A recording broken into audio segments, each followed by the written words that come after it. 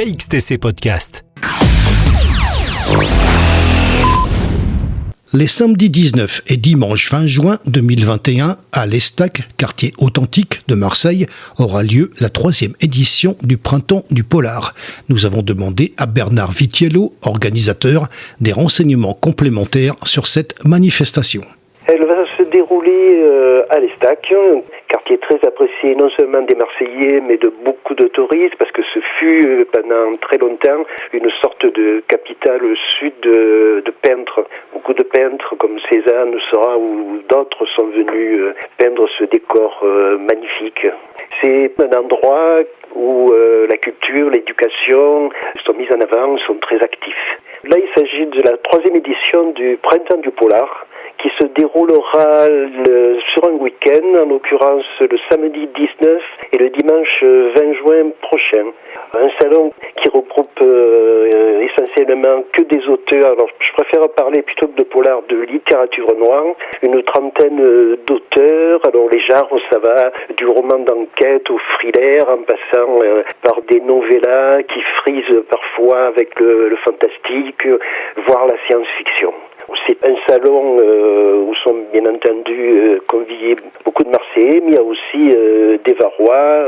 On ne fait pas d'ostracisme. Ça reste local au niveau des auteurs qui arrivent, où on déborde un petit peu, alors je sais pas, les Bouches-du-Rhône, le Vaucluse, voire d'ailleurs, où on reste véritablement au niveau des auteurs locaux? Pour l'instant, parce qu'il s'agit de la 3e édition, la première avait démarré avec une quinzaine d'auteurs, comme ça a été d'emblée, c'était en 2018 un franc succès. L'année suivante, on a fait venir un peu plus d'auteurs, et cette année, on est quasiment à 30 auteurs. Comme le succès est toujours au rendez-vous, notre idée c'est de faire perdurer ce salon, de s'agrandir sans perdre notre âme, et de faire venir aussi des auteurs, non seulement il y en a déjà du Var, mais d'autres régions alentours, d'autres parties de la France. Il y a des gens de l'extérieur qui viennent vous voir par rapport à l'organisation de ce salon? On commence à être pas mal sollicité, parce que c'est vrai que vu le succès, chaque année on a beaucoup de presse, on a des interviews, des passages télé, donc c'est sûr que ça rentre dans l'oreille.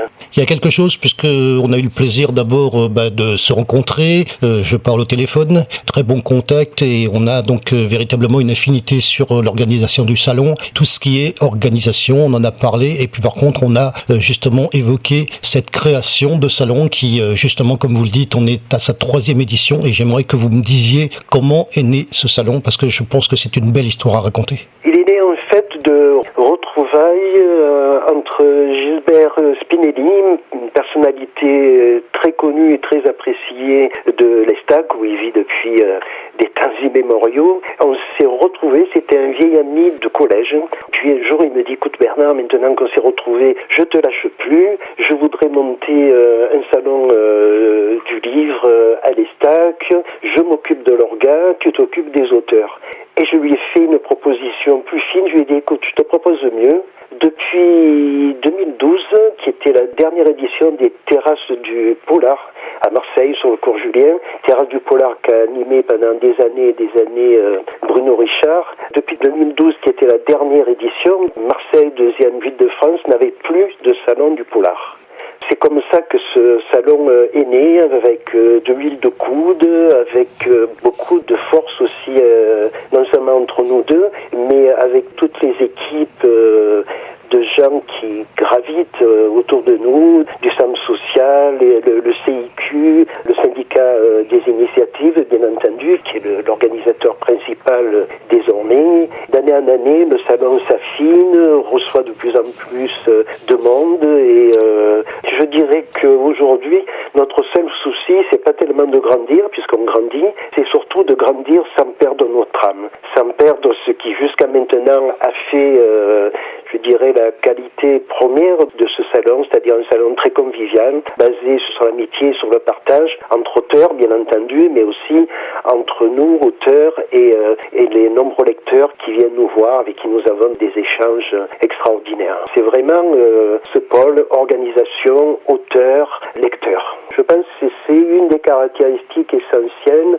de cette manifestation. Alors un petit regard également sur l'équipe d'organisation, parce que un salon comme ça se prépare, ça s'organise, ça se crée. Il y a un temps de préparation et une équipe pour le faire, je pense.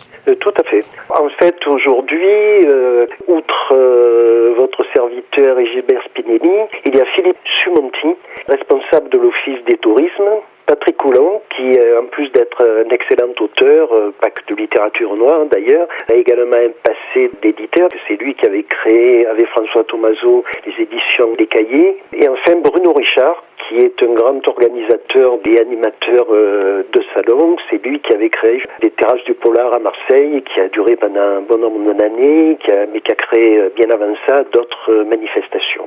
C'est l'équipe officielle et on est entouré par des tas de gens extraordinaires, par Ben, par Thomas. Il y a aussi un élément important, c'est Jean-Michel Sanchez, qui a pour profession, et c'est très sérieux, tchatcheur, qui est comédien aussi. Jean-Michel, lui, sera présent pendant les 2 jours, aidé d'une autre comédienne, pour lire des extraits de nos œuvres.